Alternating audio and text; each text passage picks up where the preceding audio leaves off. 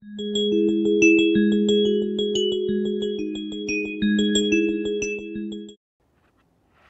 Friends, welcome to your own channel future जज। तो आज हम इस वीडियो में बात करने वाले हैं कॉन्स्टिट्यूशन ऑफ इंडिया के प्रीएम्बल के बारे में, जो कि काफ़ी इंपॉर्टेंट टॉपिक हो जाता है अगर अपन एग्ज़ाम पॉइंट ऑफ व्यू से बात करें तो। दिखने में तो ये काफ़ी छोटा लगता है, इस कारण से काफ़ी बच्चे इसको छोड़ के चले जाते हैं, पर असल में इसकी काफ़ी इंपॉर्टेंस है। और वो इंपॉर्टेंस क्या है वो आज हम इस वीडियो में आपको बताने वाले हैं और हम डिस्कस भी करने वाले हैं। इस वीडियो में हम बात करेंगे सबसे पहले तो प्रीएम्बल का मतलब, उसके अंदर जो वर्ड्स लिखे हैं उनका क्या मतलब है, और क्या क्या वर्ड्स को उन वर्ड्स को उसी सीक्वेंस में क्यों लिखा गया है, किसी अलग सीक्वेंस में क्यों नहीं। और उसके बाद में हम बात करेंगे इस वीडियो के अंदर वो ये कि क्या प्रीएम्बल कॉन्स्टिट्यूशन का पार्ट होता है कि नहीं। अब आप सब मुझे कमेंट से बताइए कि क्या प्रीएम्बल कॉन्स्टिट्यूशन का पार्ट होता है कि नहीं। उसके बाद हम डिस्कस करेंगे कि क्या प्रीएम्बल कॉन्स्टिट्यूशन का पार्ट होता है या नहीं। ये इतना बड़ा इशू था कि इसके लिए 9 जज बेंच और 13 जज बेंच का अपन डिसीजन रेफ़र करेंगे। तो वो सब हम बात करेंगे इस वीडियो में। तो चलिए शुरू करते हैं।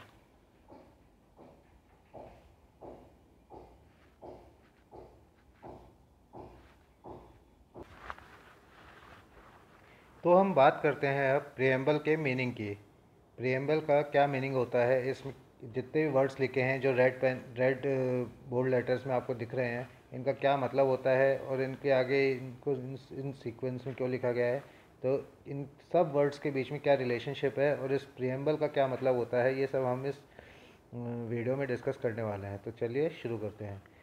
तो सबसे पहले अपन देखेंगे कि we the people of India.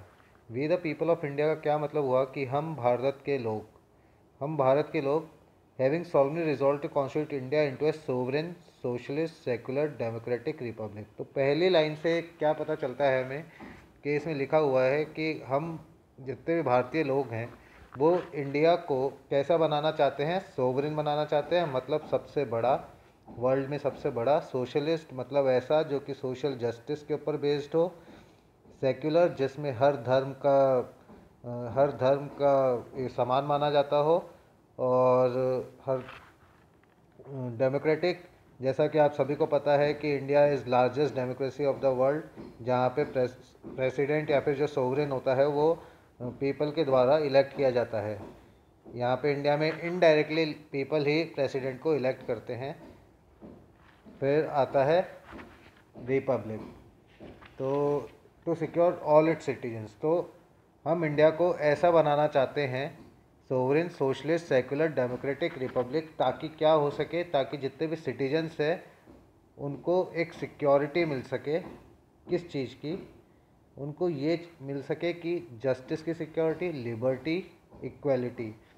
तो ये तीन चीज़ें हम सिटीजन्स को सिक्योर करना चाहते हैं by making India sovereign socialist secular democratic and Republic. अब जस्टिस की अगर बात करें तो जस्टिस में social justice is the most important, इसलिए सोशल को पहले लिखा गया है। Economic justice and political justice, ये तीन टाइप के जस्टिस हर एक सिटीज़न को प्रोवाइड कराना चाहते हैं by making India sovereign socialist secular democratic Republic. अब याद रखिए फ्रेंड्स कि ये जो लिखा हुआ है सोवरेन सोशलिस्ट सेकुलर डेमोक्रेटिक और रिपब्लिक, ये जो है एग्ज़ाम में ऐसे के ऐसे एक नंबर का प्री का क्वेश्चन बन जाता है। कैसे कि दे देंगे कि match the please rearrange the order आ जाता है। अब उसमें लिखा होता है सोवरेन, सेकुलर, रिपब्लिक, सोशलिस्ट। तो बच्चे इसमें कंफ्यूज जाते हैं। तो आप इसको अच्छे से याद कर लें कि सोवरेन पहले आता है, फिर सोशलिस्ट आता है, फिर सेकुलर, फिर डेमोक्रेटिक, फिर रिपब्लिक। तो इस तरीके से आप इसके क्रोनोलॉजिकल ऑर्डर में इसको याद कर लीजिए।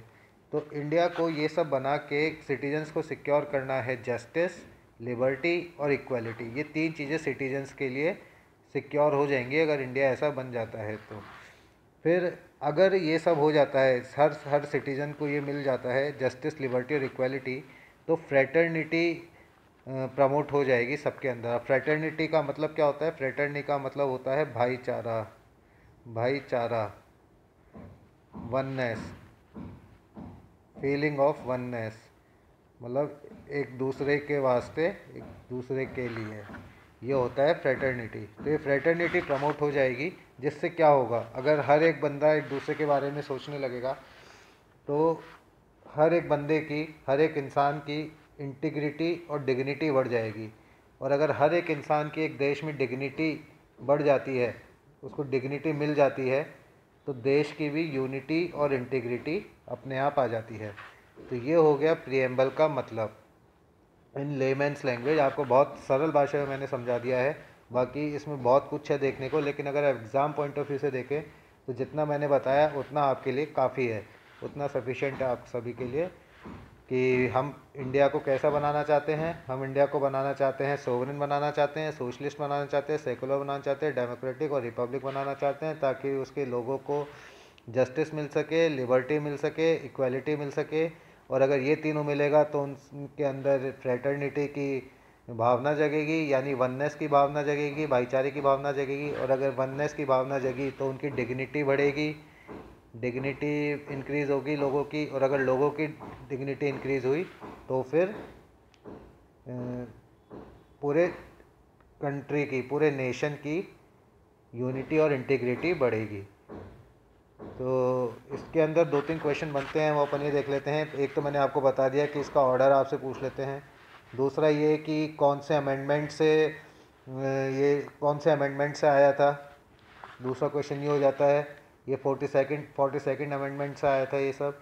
तीसरा ये हो जाता है कि टोटल कितने वर्ड्स है प्रिएम्बल में, टोटल कितने वर्ड्स है प्रिएम्बल में, ये एक क्वेश्चन हो जाता है। तो टोटल 85 वर्ड्स हैं प्रिएम्बल में।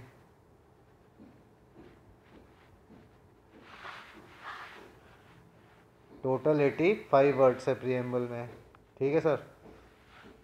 फिर उसके बाद में आता है एक क्वेश्चन, ये हो गया, ये हो गया, ठीक है। ये क्वेश्चन बनते हैं इसमें। और एक क्वेश्चन इसमें और बन जाता है कि फर्स्ट अमेंडमेंट कौन से ईयर में हुआ था, first amendment in which year. या फिर ऐसा एक क्वेश्चन बन जाता है कि आज तक प्रिएम्बल में कितनी बार अमेंडमेंट हुआ है। एक ऐसा क्वेश्चन बन जाता है कि आज तक प्रिएम्बल में कितनी बार अमेंडमेंट हुआ है, तो इसका आंसर है 1, सिर्फ एक बार ही अमेंड हुआ है। तो ये हो गया प्रिएम्बल के मीनिंग और प्रिएम्बल से रिलेटेड इंपॉर्टेंट प्री एग्ज़ाम के क्वेश्चंस, जो कि आपको आज के बाद आ ही जाएंगे और आप उसको गलत नहीं करेंगे।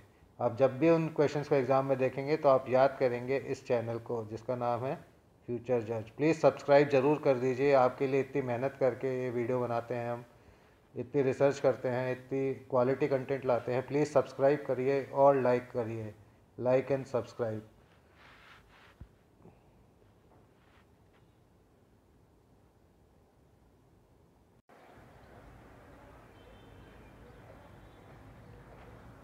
तो अब हम बात करते हैं कि इस वीडियो के आखिरी टॉपिक के ऊपर, आखिरी इशू के ऊपर, कि whether preamble is part of constitution और not, whether part of constitution और नॉट। तो इस चीज़ को डिस्कस करने के लिए हम दो केस लॉज का रेफरेंस देंगे। एक in reference Berubari union case और दूसरा अपना केस होगा Kesavananda Bharati versus Union of India case. In reference Berubari case जो आया था वो आया था 1960 में, और जो केशवानंद भारती आया था वो आया था 1973 में। ये था 9 जज बेंच और ये था 13 जज बेंच। तो दोनों ही केसेस काफ़ी इंपॉर्टेंट हो जाते हैं इस इशू को डिस्कस करने के लिए। तो चलिए इस इशू के ऊपर थोड़ी बात कर लेते हैं। तो सबसे पहले अपने आया था इन रेफरेंस बेरुबरी यूनियन केस, जिसके अंदर ऑनरेबल सुप्रीम कोर्ट ने ये कहा था कि प्रिएम्बल जो है is not a part of constitution, not part, कि प्रिएम्बल कॉन्स्टिट्यूशन का पार्ट नहीं है। Just like any other statute, उसमें एक प्रिएम्बल होता है और उस प्रिएम्बल को उस स्टैट्यूट की समरी की तरह लिया जाता है। तो उसी तरीके से कॉन्स्टिट्यूशन का जो प्रिएम्बल है वो भी एक समरी है एंड वो कोई इंटीग्रल पार्ट नहीं है। हालांकि सुप्रीम कोर्ट ने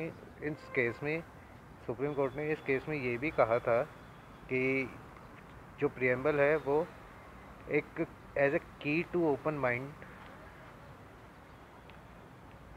of the framers of the constitution, key to open mind of the framers of the constitution, यानी जिन लोगों ने कॉन्स्टिट्यूशन बनाया था, जो कॉन्स्टिट्यूएंट असेंबली बैठी थी, उस कॉन्स्टिट्यूएंट असेंबली के दिमाग में क्या था इस कॉन्स्टिट्यूशन को बनाते वक्त, ये चीज़ प्रियम्बल हमें दिखाता है। तो ये भी इन रेफरेंस बैरूबरी केस में बोला गया था। प्रियम्बल कोई सोर्स ऑफ प्रियम्बल जो है वो कोई सोर्स ऑफ पावर नहीं है, not a source of power, कोई राइट्स क्रिएट नहीं करता, सिर्फ एज ए समरी ही कॉन्स्टिट्यूशन के अंदर डाला गया है। तो इस कारण से इन रेफरेंस बैरूबरी केस में बोला था कि preamble is not a part of constitution, जो कि 1960 में इन रेफरेंस बैरूबरी केस में बोला था कि not a part of constitution. फिर आता है केशवानंद भारती केस। केशवानंद भारती केस में 13 जज बेंच ने क्लियर कर दिया था कि preamble is integral part of constitution, यानी इन रेफरेंस बैरूबरी वाले केस को ओवर रूल किया और उन्होंने बोला इंटीग्रल पार्ट ऑफ कॉन्स्टिट्यूशन। अब केशवानंद भारती में ये रीज़न दी गई थी कि जो प्रियम्बल कॉन्स्टिट्यूशन का प्रियम्बल है उसको आप जो जो कॉन्स्टिट्यूशन का प्रियम्बल है उसको आप जो दूसरी स्टैट्यूट्स हैं उसके इक्वल नहीं कर सकते, दूसरे स्टैट्यूट्स के इक्वल नहीं मान सकते, क्योंकि जो अदर स्टैट्यूट्स के प्रियम्बल हैं वो और कॉन्स्टिट्यूशन का जो प्रियम्बल है दोनों को बहुत ही अलग तरीके से बनाया गया है। दोनों अलग ही तरीके से बनाए थे क्रिएटर्स ने, लेजिस्लेचर्स के द्वारा।